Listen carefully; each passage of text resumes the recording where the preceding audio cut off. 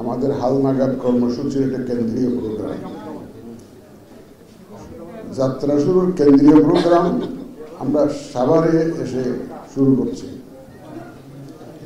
দেখতে পাচ্ছেন আপনারা, দি ফুল কমিশন ইজ প্রেজেন্ট হিয়ার। আমার ইলেকশন কমিশনের মহোদয় সবাইকে নিয়ে আমরা আসছি এটার গুরুত্বটা বোঝানোর জন্য। এটা আমরা ঢাকায় বসে আমি একা এটা করে ফেলতে পারতাম। এই প্রোগ্রামটার গুরুত্ব বোঝানোর জন্য, এই কাজটার গুরুত্ব বোঝানোর জন্য আমরা ফুল কমিশনকে নিয়ে এখানে আপনাদের এখানে আমরা হাজির হয়েছি। এটা আমাদের কেন্দ্রীয় প্রোগ্রাম, এরপরে তো সারা দেশে চলবে এটা। দেখুন, এই যে 5ই আগস্টের বিপ্লব আমাদেরকে একটা বিরাট সুযোগ এনে দিয়েছে, অনেক সুযোগ এনে দিয়েছে। এই সুযোগ হাতছাড়া হলে কিন্তু আমি জানি না আমাদের ভবিষ্যতে কখন আবার এই ধরনের সুযোগ আসবে। এই সুযোগটা হচ্ছে নানাবিধ সুযোগের মধ্যে নাম্বার 1 হচ্ছে যে ভোটের অধিকার প্রতিষ্ঠার সুযোগ। ভোটের অধিকার কিন্তু প্রতিষ্ঠা হয় নাই।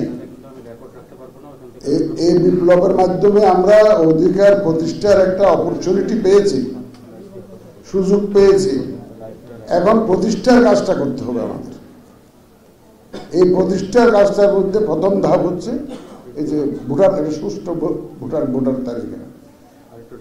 আমাদের ট্রেন, যে ভোটের ট্রেন যখন যাত্রা করলো, এই যাত্রার মধ্যে আমাদের প্রথম কাজটা হচ্ছে ফার্স্ট স্টেশন থেকে আমাদেরকে ভোটারদেরকে সাথে নিতে হবে এবং সঠিক ভোটার তালিকা না করতে পারলে ওই আমাদের অধিকার প্রতিষ্ঠাটা ব্যাহত হবে, সঠিক হবে। তাইলে এখানে একটা কথা বলতে চাই আমি অ্যাজ এ রেফারেন্স। সেদিন দেখলাম পত্রিকায় সীমান্তে জায়গা জমি নিয়ে গোলমাল আমাদের বাংলাদেশিরা দলবদ্ধভাবে মোকাবেলা করেছে। কি জন্য মোকাবেলা করেছে? অধিকারটা প্রতিষ্ঠা করার জন্য, তাদের জমিতে তাদের মালিকানা প্রতিষ্ঠার জন্য। আমরা এই অধিকার প্রতিষ্ঠার সংগ্রামে পুরা দেশবাসীকে আমাদের পাশে চাই। আমরা পুরা দেশবাসী সহযোগিতা নিয়ে এই অধিকার আমরা ইনশাল্লাহ প্রতিষ্ঠা করব।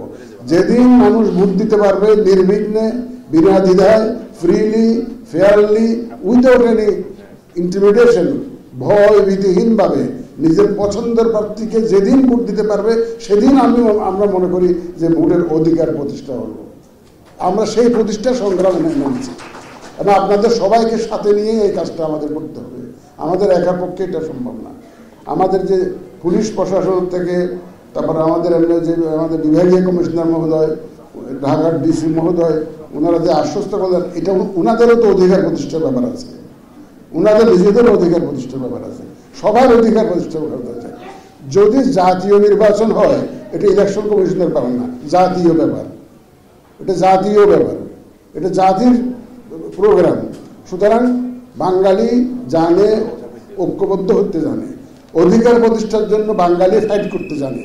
সুতরাং এই বাংলাদেশিরা ঐক্যবদ্ধ হয়ে তাদের এই ভোটের অধিকারটা আদায় করবে এবং আমাদের নেতৃত্বে আমরা আছি আপনাদের সাথে এবং আপনাদেরকে আমাদের সাথে চাই। আমরা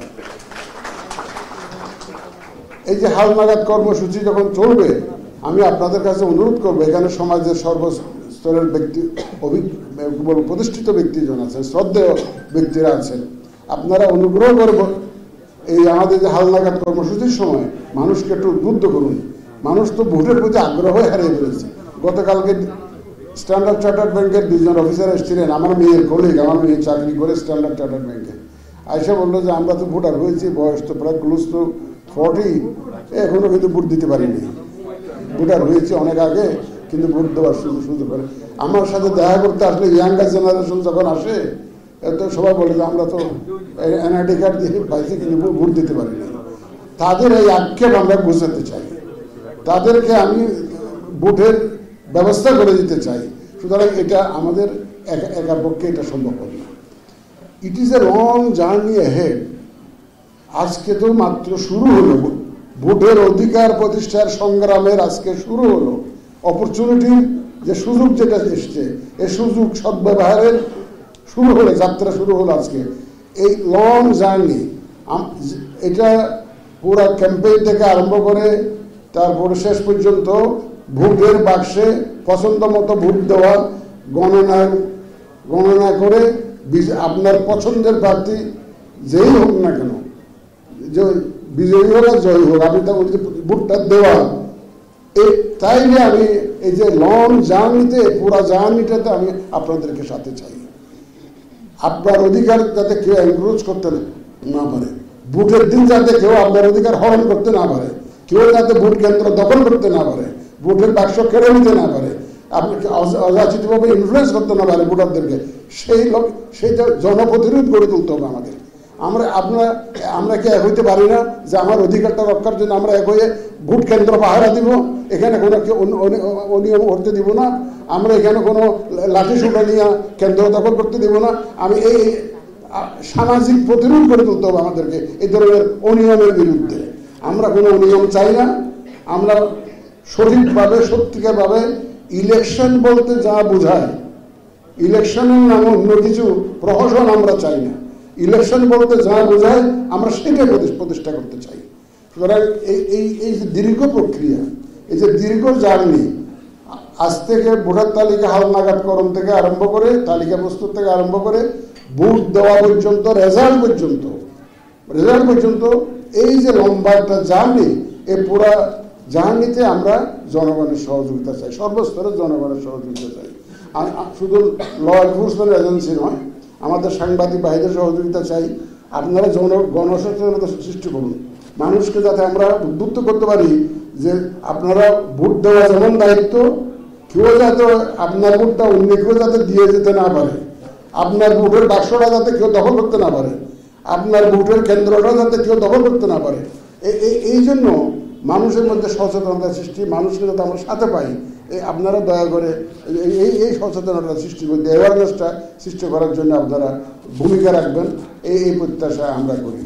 আমরা আজকে এই যে যাত্রা শুরু হলো, সাভার থেকে শুরু হলো, এটা আমি মনে করি যে আমাদের কেন্দ্রীয় প্রোগ্রামটা আমরা সাভারে অর্গানাইজ করার সেই যে ব্যবস্থা করে দিয়েছেন আমাদের সাভারের ইউএনও মহোদয়, তারপর আমাদের ডিসি সাহেব, আর যারা যারা এখানে আমাদেরকে এই সুযোগটা করে দিয়েছেন, আমি তাদেরকে ধন্যবাদ জানাই। এখন এটাকে ইলেকশন কমিশনের দায়িত্ব একার নয়, এটা জাতীয় নির্বাচন যখন হয় এটা জাতীয় দায়িত্ব। এবং আমাদের যে উনি তো কনস্টিটিউশনের ধারা উল্লেখ করে বললেন, ওই ধারা সবাই জানে, আমাদের যারা সিভিল সার্ভিসে আছে বা সরকারি চাকরি করে তারা সবাই জানে। অতীতে আমরা পেয়েছি সে তাদেরকে পাশে, তাদেরকে অবশ্যই পাবো। এটা তো কনস্টিটিউশনালি ওনারা তো দায়বদ্ধ, কিন্তু আমার সমাজের যে আপামর জনসাধারণ, আমি তাদের প্রতি আমার আপিল বেশি যে আপনারা আমাদেরকে সহযোগিতা করুন এবং পুরা প্রক্রিয়া পদে পদে সহযোগিতা করুন। আপনারা মহিলা ভোটারদেরকে উদ্বুদ্ধ করুন, এরা যাতে বুঝে, ভোটের মূল্যটা যাতে বুঝে এবং ভোটের অধিকার প্রতিষ্ঠার মধ্যে তাদেরকে সাথে নিন। আমাদের ইয়াঙ্গার জেনারেশন যাতে ভোটটা দিতে পারে। আগে অনেকে যে ভোটার হয়েছে ভোট দিতে পারে নাই, তাই তারা রক্ত দিল, এত ইনজিউর্ড হইলো, যদি ভোটটা যদি দিতে না ব্যবস্থা আমরা না করতে পারি, তাহলে তো জাতির সাথে আমরা যে প্রতিশ্রুতিবদ্ধ, জাতির কাছে আমরা ওয়াদাবদ্ধ।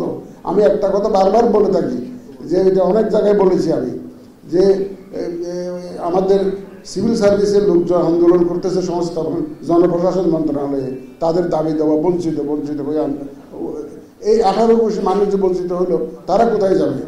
তাদের বঞ্চনার কথা কার কাছে বলবে? তাদের বঞ্চনার বিষয়টি কে দেখবে? Election commission. এবং আমরা সম্মিলিতভাবে তাদের বঞ্চনাটা বোঝাতে চাই।